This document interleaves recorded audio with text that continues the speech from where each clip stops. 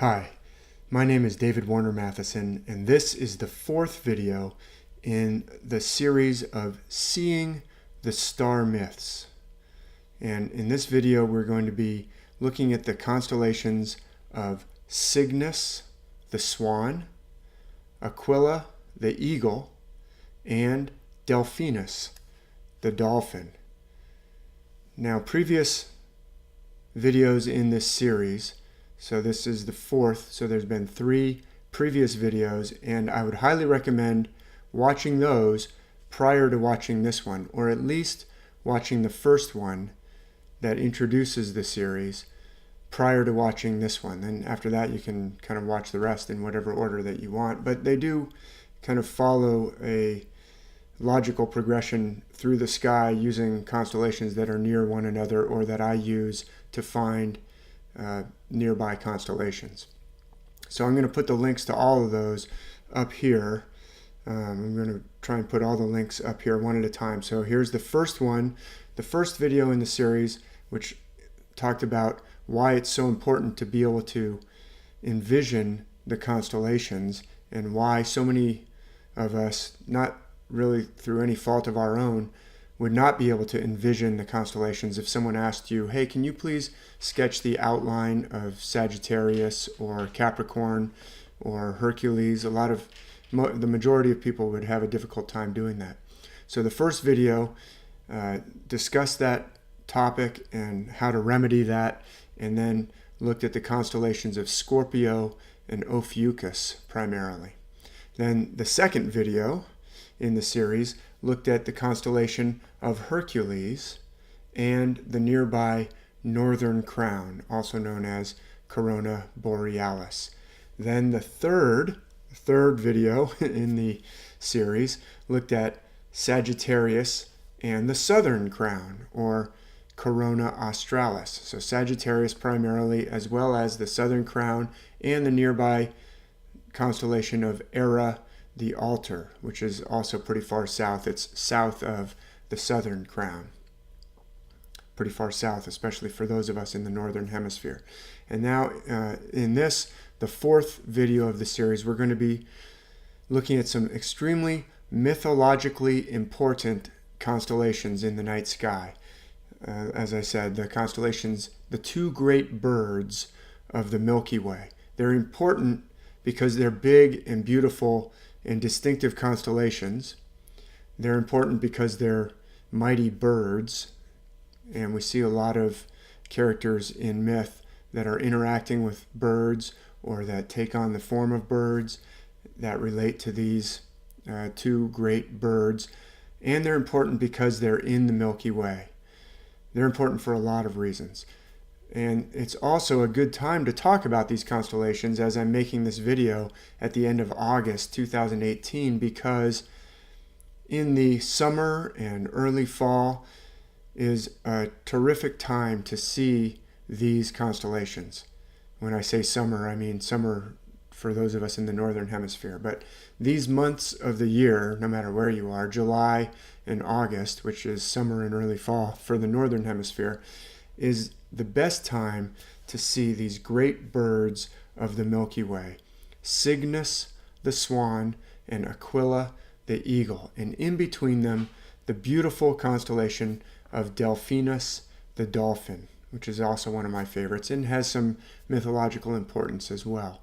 So let's go inside the Planetarium app Stellarium, the free open source planetarium app Stellarium, which I'll use to depict the night sky so that I can show the outlines of these constellations and hopefully help you to find them in the night sky for yourself, or in any case to be able to envision them so that when you come across myths that appear to be using one or more of these constellations, it can ring a bell in your mind and you say, let's look for clues to see if the myth here may be embodying using the constellations of the swan and the eagle and or the dolphin in its explanation to us of these profound truths from the infinite realm.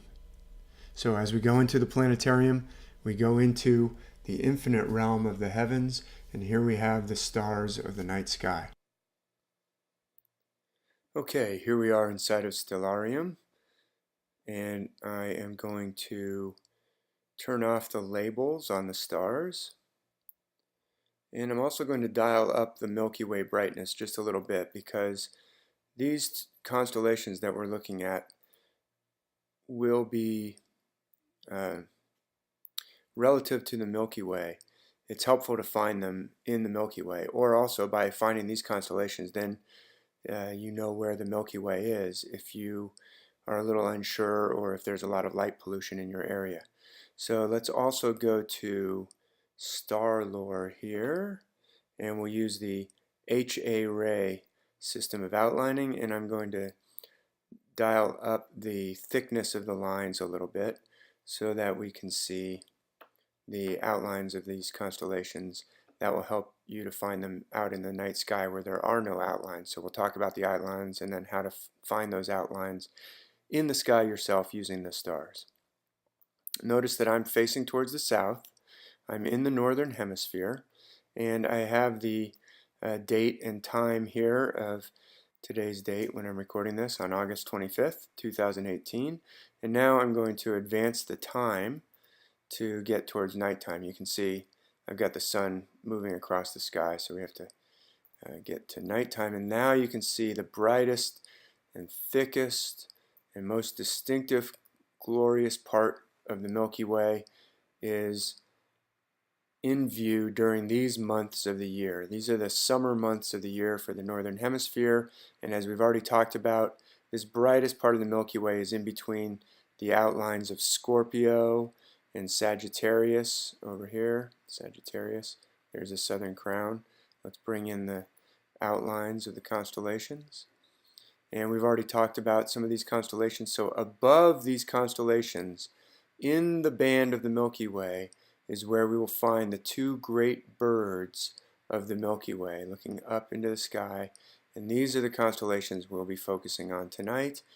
Aquila the eagle, which is here, and Cygnus the swan, which is here. And these two great gigantic birds of the Milky Way are flying. One appears to be flying upwards, the other one appears to be flying downwards relative to the horizon if we're looking towards the south. But really, because the Milky Way is going to span across the sky, depending on which direction you're facing and where you are on our planet, you may see the Milky Way not necessarily rising straight up. You may see it kind of lying down across the sky depending on which direction you're facing. For instance, if you go outside and face towards the east at this time of year, at this time of night, in kind of the early hours, you may see the Milky Way kind of lying more horizontally, and these two great birds, and they look much larger in person than they look on the screen here, even relative to other constellations. These are actually very large constellations. You don't necessarily get that impression when you're looking at the outlines on a screen. But those two great birds are flying in the Milky Way. And we'll look at the outlines of each of them. And here's Delphinus the dolphin flying in between those two great birds, and a little bit below the Milky Way, or in this case east of the Milky Way as it's arching across the sky. See, here we are looking south, where east is to the left. So as the Milky Way goes across the sky from east to west as our Earth rotates, the dolphin will seem to be a little bit below the Milky Way, or behind the progress of the Milky Way as it moves towards the west. So let's go in a little bit more and let's talk about how to find these constellations. So take the lines off, and if you have watched the previous videos, which I suggest doing, looking up from Scorpio and Sagittarius, that's where you'll see this Milky Way arching across the sky, rising up between Scorpio and Sagittarius, And really above Scorpio is where we find Aquila the eagle. Here's the outline of Aquila the eagle in the night sky. And it looks like a big bat or pterodactyl to me when I see it in person in the night sky. Like I said in previous videos, the outlines given by H.A. Rey are outstanding, although on this one I don't necessarily agree 100% with the outlines. I envision it a little bit differently in my mind, but still based on what H.A. Rey outlines in his outstanding book, The Stars, A New Way to See Them. So the most distinctive part of Aquila the eagle is the head, where we have a bright star here, Altair. 3 stars in a row, and the brightest in the middle, this bright star like the eye of the eagle, is Altair. And on either side there's 2 other stars, one brighter than the other, but all 3 in a pretty close straight line, and it's a distinctive landmark in the sky, as H.A. Rey explains. I like to draw the outline of the eagle as having kind of pterodactyl-like wings, so I draw kind of in my mind a line that goes across here. And I think the spread eagle symbol in heraldry, which has come down through the centuries in lots of different places, is probably based on this figure in the night sky. This spread eagle, you can think of these 2 stars here as kind of forming the tail of the eagle, or the outstretched claws, if this long tail is envisioned as the tail of the eagle. So that's where I think our spread eagle symbol comes from, that you even see in the seal of the United States and things like that in other countries as well. So let's move the eagle a little bit right there. So the first easiest part of the eagle to find is these 3 stars with Altair in the middle, and then you can trace out the large outstretched wings of the eagle and the tail and the 2 claws of the spread eagle symbol. But these wings, the wings are very easy to find, these stars that make up the wings. And like I said, it may be kind of lying on its side as you see it, but you'll be able to see from this star Altair, if you can find it above the constellation Sagittarius, which we've spoken about how to find, and above Scorpio, which we've spoken about how to find. And you can find also Altair using what's known as the summer triangle. The summer triangle are these 3 bright stars of Altair in the eagle, Deneb in the tail of the swan, we're going to talk about the swan in a minute, and Vega in the constellation of Lyra the lyre, Lyra being right next to the constellation Hercules, which we talked about Hercules in the 2nd video in this series. So that summer triangle, very, very distinctive, 3 very bright stars in the night sky, first magnitude stars. So you can find this triangle, and that will also help you find this eagle. And the eagle, like I said, don't be fooled by this video. The eagle in the sky looks very large, the wings very large and distinctive. So first start with the head, and then see if you can find this kind of bat-shaped wings below the head, that is on the Scorpio and Sagittarius side of the head is where you look to find the wings. Now moving up to the swan.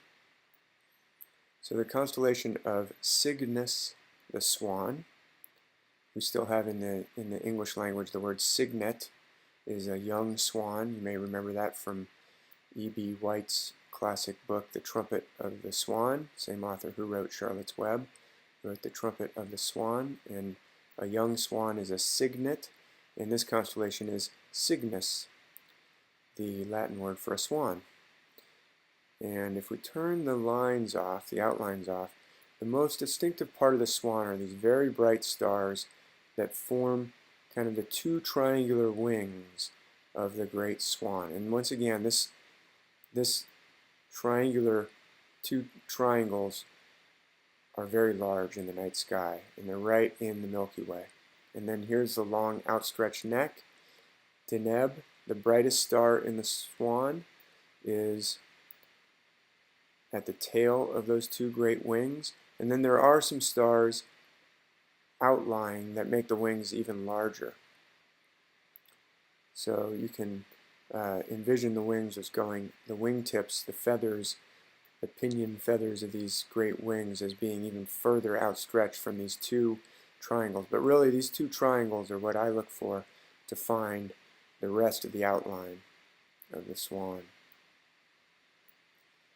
There are two little feet that H.A. Ray outlines here too. But really these triangles right here, one on this side, that's one wing, one on this side, that's the other wing. That's how I envision Cygnus the swan. And then you can see its outstretched neck stretching down towards Aquila. So that's why one appears to be flying upwards, one appears to be flying downwards.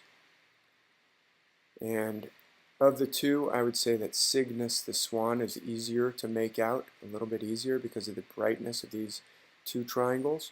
But both of them are very large, very brilliant. Well, not necessarily very brilliant, but they both have brilliant stars in them, and they're very visible. So these two great birds of the Milky Way are very satisfying to find in the night sky, very rewarding, and they're very important in ancient myth. We have lots of ancient myth where we have two birds flying, sometimes chasing one another, sometimes flying one up, one ascending the Milky Way and one descending the Milky Way. Very important constellations in mythology. And then from these two, once you've found the two great birds, then in between them you can focus in and try and find Delphinus the dolphin. And I don't really like the way they've outlined it here on Stellarium. Whoever submitted these outlines to Stellarium for H.A. Ray, they did a great help by putting all these outlines using H.A. Ray's outlines, but really this little fin, this little dorsal fin on the dolphin is an important part of the outline. See this little dorsal fin right here? So let's turn off the outline and see if you can see. Look at that. It looks like a little dolphin with actually a little tail right here. So here's the dolphin, here's the nose of the dolphin, here's the dorsal fin. It's leaping out of the water, or it looks like it's leaping, and then it's got a tail. And you can actually see this in the night sky. It's not, the stars are distinctive. They're not super large or bright, but you can catch them kind of out of almost the corner of your eye. If you look towards the Milky Way, in between the eagle and the swan, if you kind of look in this area, the dolphin will almost suggest itself to you out of the corner of your eye. That's how I've experienced it many times. If you're just looking in the kind of the right direction, you'll suddenly get the impression of the dolphin and see it there.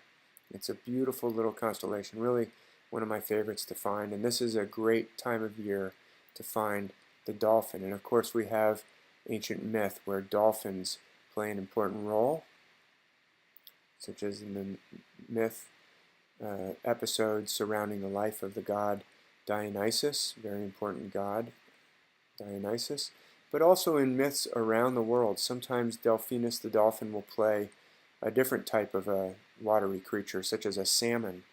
In the Norse myths, I believe Delphinus plays a salmon, and also in the myths of the indigenous nations of North America, Delphinus plays the role of a salmon next to an underworld river in many different myths.